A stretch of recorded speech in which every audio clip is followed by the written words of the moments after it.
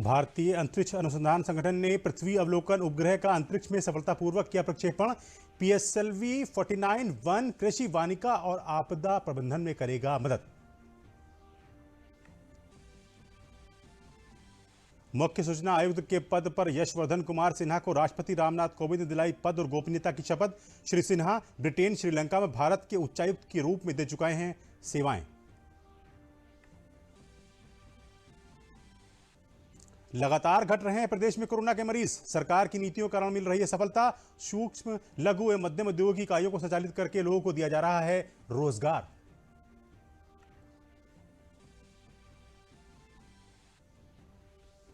और अयोध्या दीपोत्सव कार्यक्रम में इस बार दिखेगा नारी शक्ति का प्रभाव। स्थानीय लोक नृत्य के माध्यम से राम की लीलाओं करेंगे गुणगान। रामलीला में भी महिलाएं देंगी प्रस्तुति।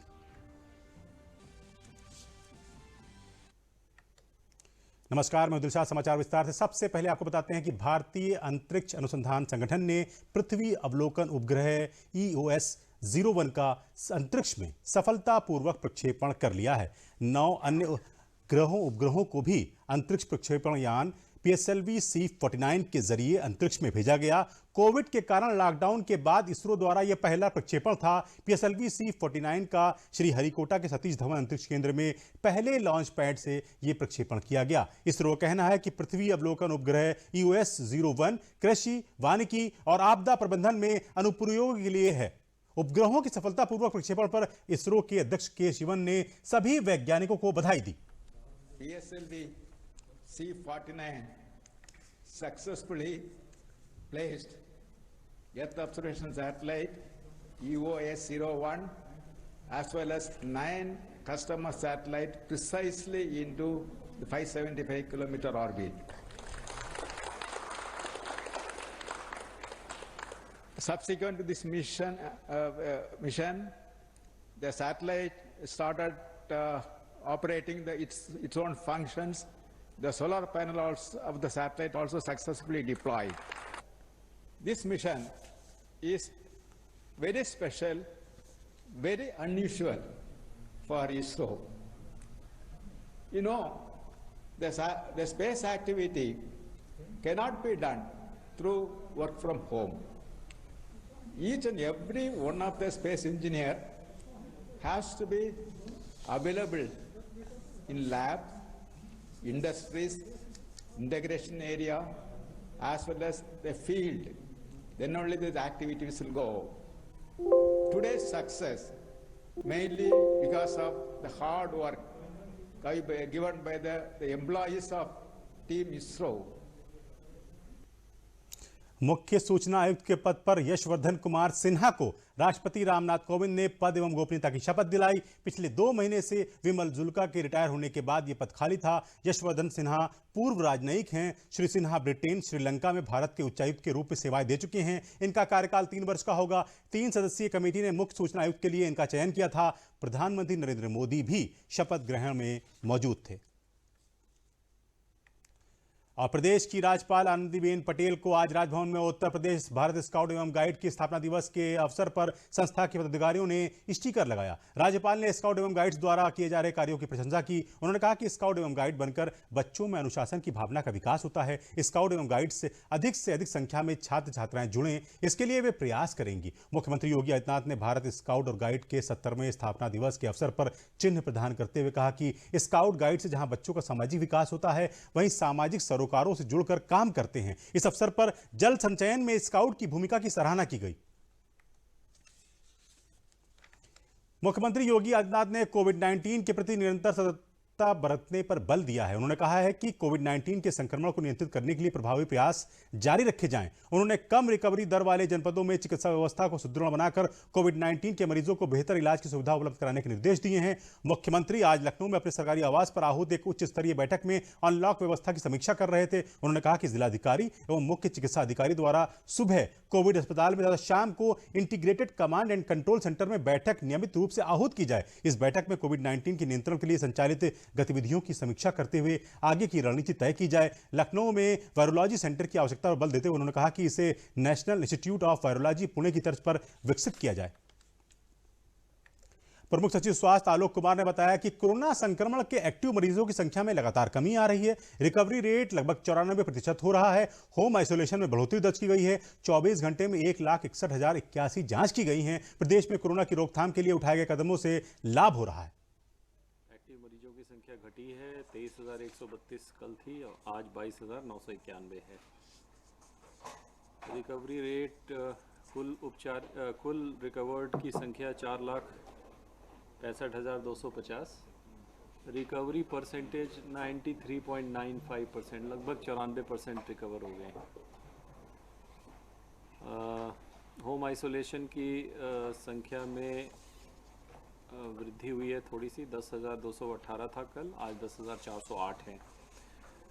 जो आज की टेस्टिंग की प्रगति है 1,61,081, जिसमें से 65,712 RT-PCR, 2,042 ट्रूनेट और 93,327 रैपिड एंटीजन किट। इस प्रकार कुल मिला जुला के CFR जो केस फेटालिटी रेट है नवंबर में घट के 1.13 पे आ गया है। क्यूमुलेटिव जो है वो 1.45 है, तो मतलब हम दिशा सही जा रही है।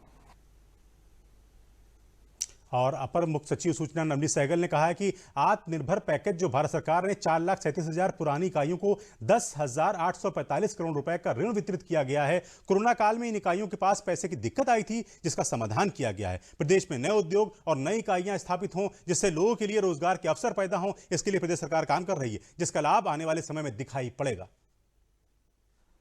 आत्मनिर्भर पैकेज जो भारत सरकार माननीय प्रधानमंत्री जी द्वारा घोषित किया गया था, उनमें 4,37,000 जो पुरानी इकाइयां थी उनको 10,845 करोड़ रुपए के ऋण स्वीकृत कर वितरित किए गए हैं।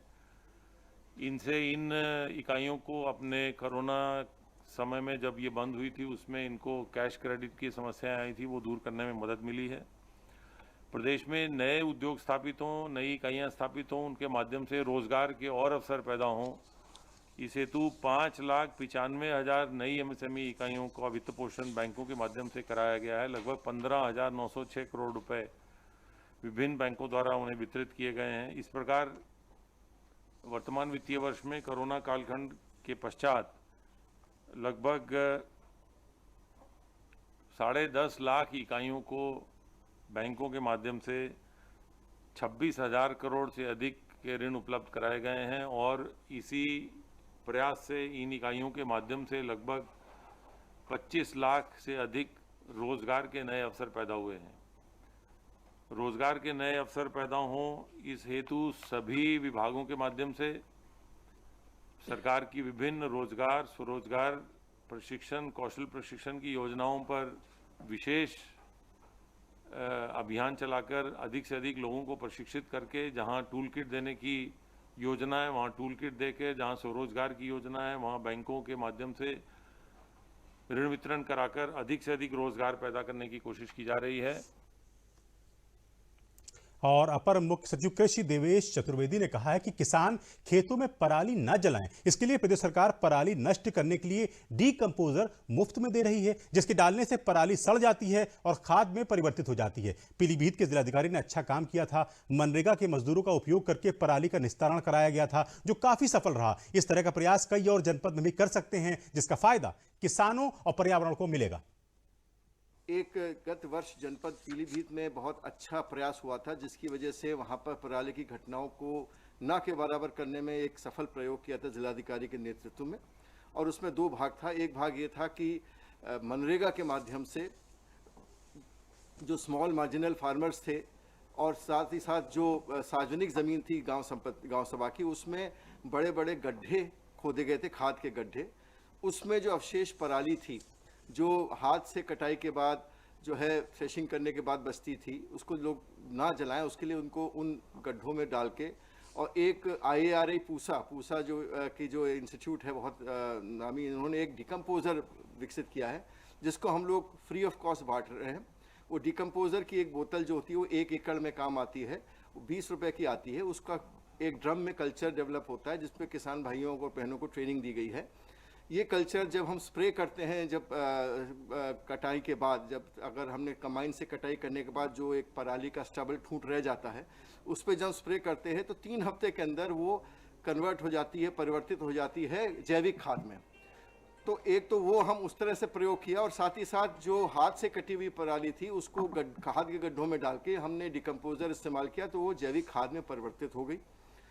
इससे ये लाभ हुआ कि किसानों को न्यूनतम कॉस्ट, उनके ऊपर कोई, क्योंकि डिकम्पोजर फ्री ऑफ कॉस्ट था और जो लेबर लगी थी वो मनरेगा से आ गई थी, उसका इतना अच्छा प्रभाव हुआ था कि पीलीभीत जनपद में बहुत कम हो गई घटना, ना के बराबर हो गई। और उसी का उपयोग हम अन्य जनपदों में भी उसको प्रचार प्रसार करके करा रहे हैं। समाचार लगातार जारी हैं, लेकिन पहले लेते हैं ये विराम।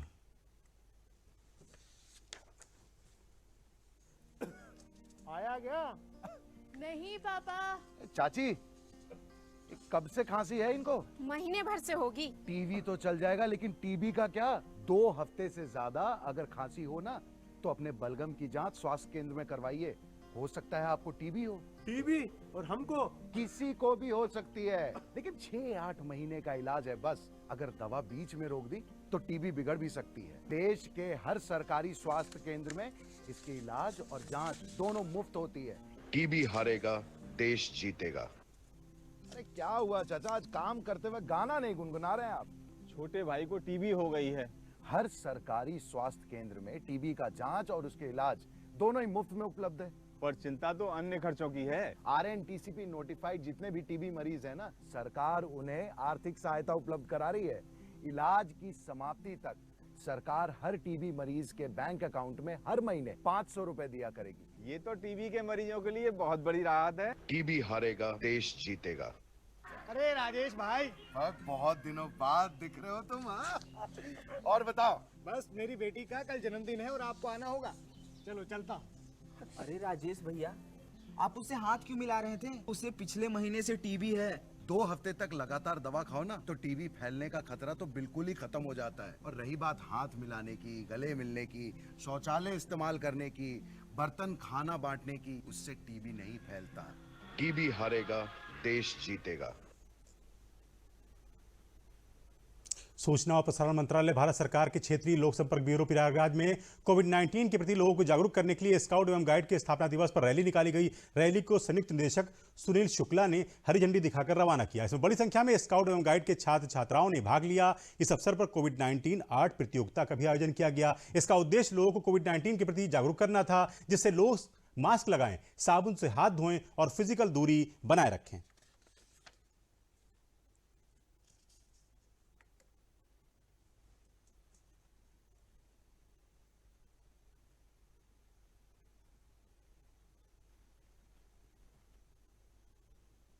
बारह जिलों में ये प्रचार अभियान चलाया जा रहा है 10 दिवसीय। इन लोगों को कोविड के संक्रमण को रोकने के लिए जो एहतियात लोगों को अपनानी चाहिए, जिससे कि वो स्वयं भी बचे रहें और समाज में इसको फैलने से रोकें। तो ये उन सभी जिलों में ये अभियान चलाया जा रहा है और लगातार चलाया जा रहा है। इसमें हम लोगों की कोशिश है कि गांव के लोगों के बीच पहुँचें, उन इलाकों में पहुँचें जहाँ पे लोग अभी भी संक्रमण काल के दौरान, कोविड काल के दौरान जो जीवन शैली होनी चाहिए उसके प्रति वो लापरवाह बने हुए हैं। उनके अंदर एक जागरूकता लाई जाए और ख़ास तौर से इस संक्रमण को रोकने के जो 3 बेसिक प्राथमिक एहतियात हैं, जैसे मास्क का पहनना है, सैनिटाइजर का उपयोग है और एक डिस्टेंसिंग, आपस में एक कम से कम 2 गज की दूरी का जो एक तरीके बताए गए हैं, इसका लोग पालन करें। भारत स्काउट गाइड का आज स्थापना दिवस है। स्थापना दिवस के अवसर पर काफ़ी बच्चों की यहाँ पर सहभागिता रही। हम लोगों ने एक रैली भी निकाली और ख़ास जो बात का ध्यान रखा गया है वो सोशल डिस्टेंसिंग का ध्यान रखा गया है। बच्चों को सभी को मास्क वितरित किए गए हैं, सभी बच्चों को सैनिटाइज़ किया गया है। तो इस तरह से ये हमारा उद्देश्य ये है कि ज़्यादा से ज़्यादा लोग जो हैं वो सैनिटाइज़र का उपयोग करें, ज़्यादा से ज़्यादा लोग जो हैं वो आपस में सोशल डिस्टेंसिंग का जो पालन करते रहे। बाराबंकी जिले में चल रहे पूर्वांचल एक्सप्रेसवे के निर्माण कार्य का अपर मुख्य सचिव अवनीश अवस्थी कुमार ने आज निरीक्षण किया। हैदरगढ़ पहुंचकर उन्होंने कहा कि पूर्वांचल एक्सप्रेसवे 26 जनवरी तक पूरा करने का लक्ष्य है। अपर मुख्य सचिव ने एक्सप्रेसवे के निर्माण में तेजी लाने के व गुणवत्ता बनाए रखने के निर्देश दिए। उन्होंने कहा कि यह मुख्यमंत्री का ड्रीम प्रोजेक्ट है और इसे समयबद्ध और गुणवत्ता युक्त बनाया जाना चाहिए।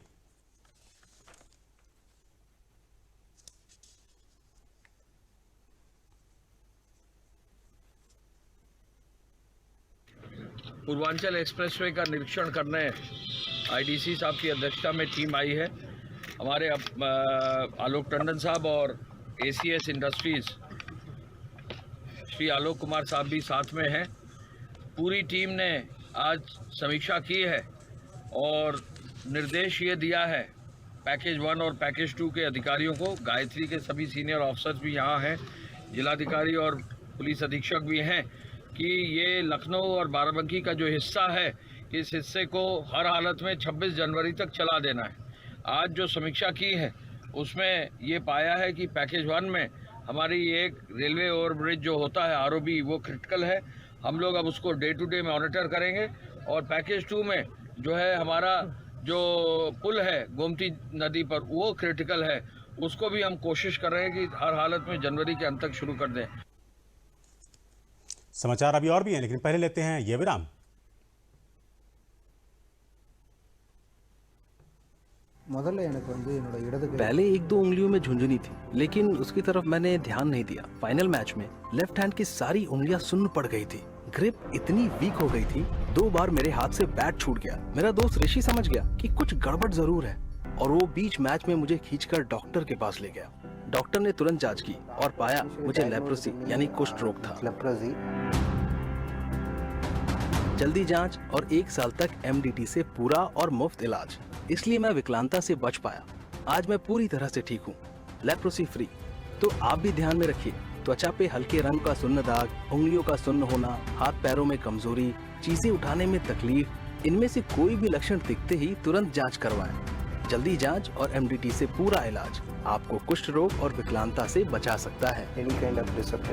लेप्रोसी की जांच एवं इलाज सभी सरकारी अस्पतालों में मुफ्त उपलब्ध है, क्योंकि हम सबका है ये सपना, कुष्ठ रोग मुक्त भारत हो अपना।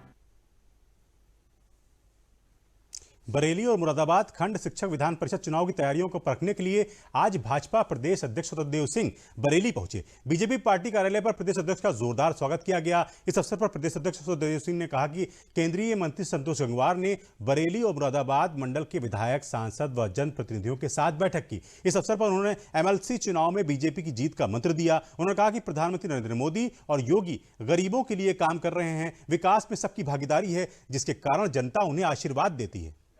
देखिए, देश के अंदर आदरणीय मोदी जी के आने के बाद सबका साथ, सबका विश्वास, सबके विकास के आधार पर हम लोग आगे बढ़े और सभी का विकास करना है और सभी लोग भी इस राष्ट्र और देश के लिए आदरणीय मोदी जी के नेतृत्व में आगे बढ़ना चाहिए। यही मैं आपके माध्यम से आग्रह करूंगा, क्योंकि इस देश को एक ही व्यक्ति बचा सकता है और आगे लेकर आगे बढ़ सकता है। कि आदरणीय मोदी जी ऐसे नेता हैं जो परिवार के एक सदस्य में सरकारी गाड़ी में नहीं बैठा, राज्य के अंदर जितनी पार्टियां अपना संचालन करती हैं पूरा कुनबा मिलकर लूटता है जब सरकार उनकी आती है। इसलिए ईमानदार नेता, देशभक्त नेता, गरीबों के लिए मरने जीने वाला व्यक्ति जो गरीबों का हित चाहता हो, गांव का विकास चाहता हो, इस आधार पर आदरणीय मोदी जी के नेतृत्व में देश आगे बढ़ रहा है, गाँव आगे बढ़ रहा है। और रामनगरी अयोध्या में होने वाला चौथा दीपोत्सव का आयोजन नारी सशक्तिकरण पर होगा। 13 नवंबर को दीपोत्सव के आयोजन में सबसे पहले साकेत महाविद्यालय से रामायण के प्रसंगों पर आधारित 11 झांकियां निकाली जाएंगी। स्थानीय महिलाएं लोक नृत्य के माध्यम से समा बांधेंगी। इसके लिए 200 से अधिक महिलाएं सभी छात्रों के साथ नृत्य करते हुए सरयू घाट तक पहुंचेंगी। वहीं इस वर्ष राम की पैड़ी पर दीपोत्सव के आयोजन में भी बड़ी संख्या में छात्राओं को वॉलंटियर के रूप में शामिल किया गया है। अयोध्या के रामकथा पार्क में छत्तीसगढ़ की 30 महिलाएं रामलीला का प्रसंग प्रस्तुत करेंगी, जिसको लेकर तैयारियां शुरू कर दी गई हैं। इस दौरान मुख्यमंत्री योगी आदित्यनाथ के साथ मंत्रिमंडल के कई सदस्य भी मौजूद रहेंगे। कैसा लग रहा है कि हम लोग को देख के हम लोग यहाँ प्रोग्राम करने आए हैं और हम लोग की तैयारी अच्छे से हो रही है और आगे जो प्रोग्राम होना है साकेत से लेके रामकथा पार्क तक हम लोग की झांकी लग रही है, हम लोग का फोक डांस है, मतलब कई जिलों से कई प्रकार के कलाकार आ रहे हैं, तो हम लोग का भी लगेगा, हम लोग उसके प्रैक्टिस कर रहे हैं। 40 लड़कियां मेहनत कर रहे हैं और रोज प्रैक्टिस करवाते हैं और भी है ग्रुप, वो लोग भी प्रैक्टिस कर रहे हैं। हम लोग को बहुत अच्छा लग रहा है। हर साल की तरह इस बार भी जो है झांकियों का निर्माण किया जा रहा है सूचना एवं जनसंपर्क विभाग की तरफ से, जिसमें 11 प्रसंग हैं भगवान श्री राम को लेके। इसमें पुत्रेष्ठी यज्ञ से शुरू होकर उनके राम दरबार तक की, राम राज्याभिषेक तक का जो है झांकी है, जिसमें आपकी कुछ फेरबदल किए गए हैं। जैसे कि कुछ झांकियां हैं जो महिला सशक्तिकरण के ऊपर बनाई जा रही हैं, कुछ झांकियां हैं जो एक कानून व्यवस्था पे भी दिखाया जा रहा है। 24 घाटों पे लगभग 8000 सक्रिय वॉलंटियर्स, प्रति वॉलंटियर लगभग 75 दिए आएंगे जो उनको जलाने रहेंगे और इफिशेंसी के साथ, अपने कार्य क्षमता के साथ साथ वो प्रति व्यक्ति लगभग 75 दिए जला करके लगभग 6 लाख दिए प्रज्वलित करने का हमारा लक्ष्य है। हमारे साथ इस बार विश्वविद्यालय परिसर के लगभग 2500 छात्र छात्राओं के अलावा विभिन्न महाविद्यालयों के लगभग 15 महाविद्यालयों के छात्र छात्रा, 28 स्वयंसेवी संस्थाओं के छात्र छात्रा, जिनकी संख्या कुल लगभग 8000 हो रही है। 8000 सक्रिय कार्यकर्ताओं के साथ, सक्रिय वॉलंटियर्स के साथ, जिसमें 40% महिलाओं की भागीदारी है, जो महिला सशक्तिकरण का एक प्रबल उदाहरण है।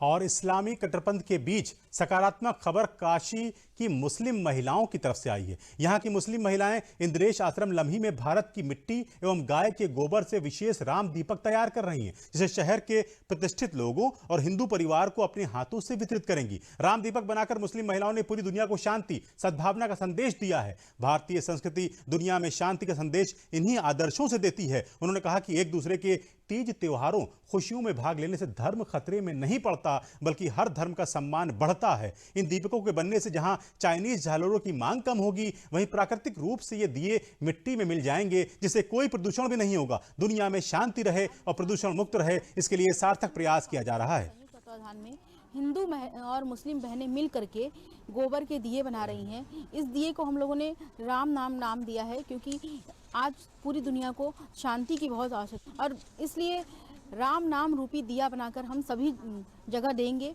ये हिंदू मुस्लिम बहनें जो मिल करके दिया, गोबर के दिए बना रही हैं, वो सभी वाराणसी के सभी जगहों पर और पूरे देश भर में भी भेजा जाएगा, ताकि लोग राम नाम रूपी दिया जलाकर एकता और शांति का संदेश सीख सकें। पंथ के अंधकार ने पूरी दुनिया को ढक दिया है।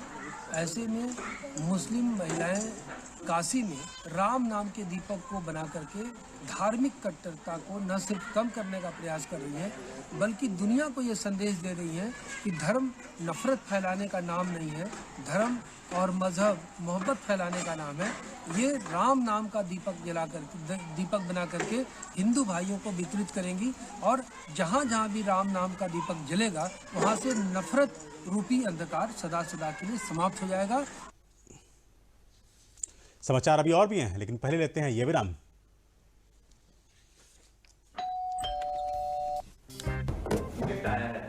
अरे वाह, लेजेंड की बैट, इससे तो मैं खेलूंगा। Future batting legend bat. इसमें जिसका नाम लिखा है बैट उसी को मिलेगी। अरे यार, देखा, अगर इस पे मेरा नाम नहीं लिखा होता तो कितनी दिक्कत हो जाती। इसलिए आरबीआई कहता है बैंक अकाउंट हो या बैंक लॉकर, उसमें नॉमिनी का नाम जरूर दर्ज करें, ताकि आपकी जमा पूंजी उसी को मिले जिसे आपने नामित किया है। आरबीआई कहता है जानकार बनिए, सतर्क रहिए। रायबरेली जिले में सीएससी सेंटर चला रहे शिव मौर्य ने अपने सेंटर पर बच्चों का भविष्य बनाने के साथ ही प्रधानमंत्री के आह्वान पर समाज व वातावरण को भी स्वच्छ करने की दिशा में अनूठा प्रयोग किया है। इस सेंटर पर आने वाले बच्चे अपने भविष्य तो संवार ही रहे हैं, साथ ही आसपास के वातावरण को भी स्वच्छ बनाने की दिशा में कार्य कर रहे हैं। सीएससी सेंटर संचालक शिव मौर्य ने बताया कि बच्चे स्टेशनरी में यूज होने वाली प्लास्टिक के प्रयोग को कम करने की दिशा में काम कर रहे हैं। रद्दी पेपरों से रॉड, पेन और पेंसिल तैयार कर रहे हैं। बच्चों ने बताया कि ये पेन काफी सस्ते बन रहे हैं, इसके कारण प्लास्टिक से भी लोगों को मुक्ति मिल रही है। बच्चों ने बताया कि प्लास्टिक जिस तरह से फेंकी जा रही है, उससे पर्यावरण को भी नुकसान पहुंच रहा है। उसे बचाए रखने के लिए हम लोग ये कार्य कर रहे हैं।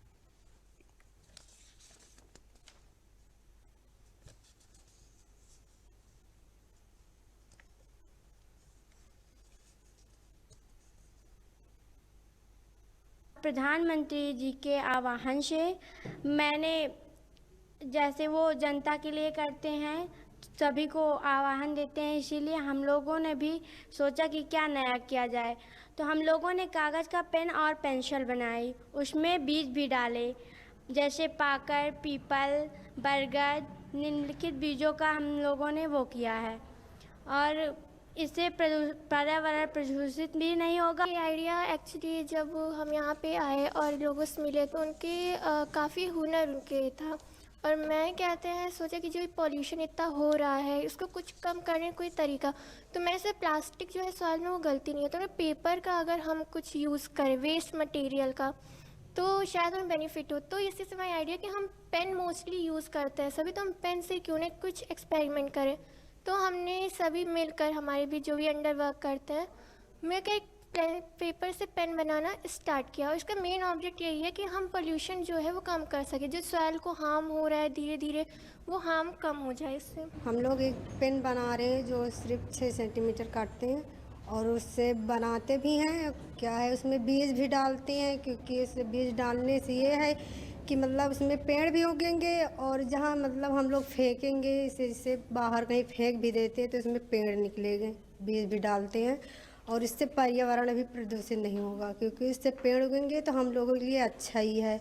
और बाकी हम लोग पेन बना रहे हैं, पेंसिल भी बनाने चाहते हैं। फिर अक्सर टीवी देखता रहता था तो प्रधानमंत्री जी कहते थे कि नई टेक्निक खोज करो, नई टेक्निक खोज करो। हमने सोचा क्यों ना प्रधानमंत्री जी के इस सपने को साकार किया जाए। इसके चलते हमने कागज़ जो यूजलेस पेपर होते हैं, जो रद्दी पेपर वो फेंक देते हैं लोग, उसकी हमने पेन बनाई। पेन बहुत सस्ती पड़ती है तो लोग इसको खरीदते भी हैं। इसी में मैंने एक प्रयोग और कर लिया कि जैसे पीपल, पाकड़, बरगद के पेड़ समाप्त होते जा रहे हैं, तो हमने क्या किया कि इनका बीज कलेक्ट करके इन बच्चियों से उस पर बीज डलवाया, जिसके चलते ये जहाँ भी पेन फेंकेंगे लोग वहाँ पे बीज पेड़ निकल आएगा। तो इससे 2 फायदे हो जाएंगे। एक तो प्लास्टिक का जो लाखों करोड़ों टन डेली पर्यावरण को नुकसान पहुँचाता है, पर्यावरण भी बच जाएगा और हमारे जो मतलब बच्चों का जो कुछ थोड़ी बहुत इनकम भी इस पेन की वजह से हो जाएगी। और कन्नौज जिले में पीएम स्वनिधि योजना के अंतर्गत मिलने वालों को 10,000 रुपए के लोन का फायदा पटरी दुकानदारों को मिल रहा है। धीरे धीरे पटरी दुकानदार, रेहड़ी, फेरी वाले, सब्जी और फल बेचने वाले छोटे व्यवसायी फिर से अपना रोजगार शुरू कर पा रहे हैं। इन व्यवसायियों ने बताया कि लॉकडाउन में उनका व्यवसाय बंद हो गया था, जो पैसे बचे थे वो परिवार के पालन पोषण में खर्च हो गए। ऐसे में व्यवसाय को दोबारा शुरू करने में स्वनिधि योजना ने मदद की है। जिला अभिकरणीय विभाग के सहायक मिशन प्रबंधक आदर्श परिहार ने बताया कि प्रधानमंत्री स्वनिधि योजना से जिले को 7,225 लोगों को लाभ पहुंचाने का लक्ष्य मिला था, जिसमें 4400 लोगों का ऑनलाइन रजिस्ट्रेशन भरा दिया गया था, जिसके सापेक्ष 2022 लोगों को योजना से लोन दिया जा चुका है। योजना के तहत हमको 10,000 रुपये मिला हुआ है और इससे हमको काफ़ी मतलब राहत मिली है।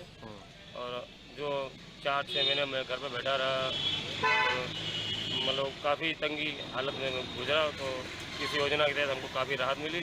और प्रधानमंत्री योजना के तहत हम कुछ हमको ऋण मिला है, तो उससे हम अपना रोजगार कर रहे थे। अपने गरीब आदमियों के लिए ये नई योजना के तहत हम लोगों को काफ़ी लाभ मिल रहा है। प्रधानमंत्री स्वनिधि 10,000 रुपये लोन मिला है, जिससे हम अपना दोबारा से कारोबार चालू किया है। पहले तो लॉकडाउन के जरिए बहुत सी दिक्कतें झेलनी पड़ी, सब बंद हो गया था। अब जो है काम फिर से चालू हो गया प्रधान जी मोदी के जरिए 10,000 रुपये लोन की वजह से। इस योजना के तहत उनको 10,000 रुपये का लाभ दिया जाता है, जिसमें कि एक बहुत ही कम ब्याज दर पे उनको पैसा मिलता है और ज़्यादा उनको किसी ऑफिस, दफ्तर या बैंक के चक्कर नहीं लगाने पड़ते हैं। खाली उनको फॉर्म फिल करना होता है और फॉर्म फिल करने के बाद उनको बैंक से खुद ही कॉल आती है और उनका लोन डिसबर्स किया जाता है। और बात अब अपनी सुरक्षा की, कोविड-19 से बचाव की और डीडी न्यूज की खास मुहिम मास्क अप इंडिया की। देखते हैं क्या है ये पहल। वैश्विक महामारी कोविड-19, जिसका कहर संपूर्ण मानव जाति को अपनी आगोश में ले चुका है। टीका या दवाई उपलब्ध होने तक महामारी के खिलाफ मानवता की जंग जारी है। ऐसे में सबसे जरूरी है सावधानी और बचाव। फेस मास्क कोरोना से रोकथाम का सबसे प्रभावी उपाय साबित हुआ है। विश्व स्वास्थ्य संगठन और विशेषज्ञों की शोध का भी यही निष्कर्ष है कि मास्क से मुंह और नाक को अच्छी तरह ढककर कोरोना संक्रमण को कम किया जा सकता है। कोरोना संक्रमण से बचाव के लिए मास्क पहनने के साथ ही जरूरी है मास्क को सही तरीके से पहनना।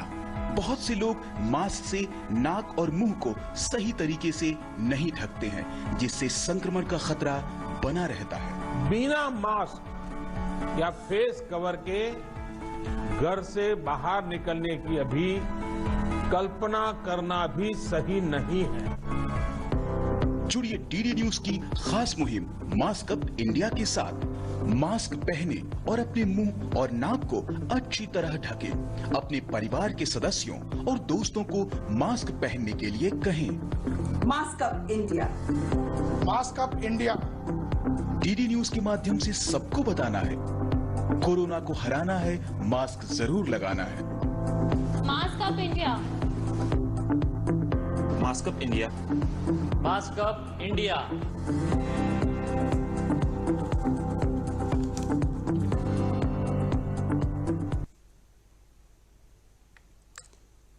तो समाचारों में फिलहाल इतना ही। हमें दीजिए अनुमति। आप देखते हैं दूरदर्शन उत्तर प्रदेश। नमस्कार।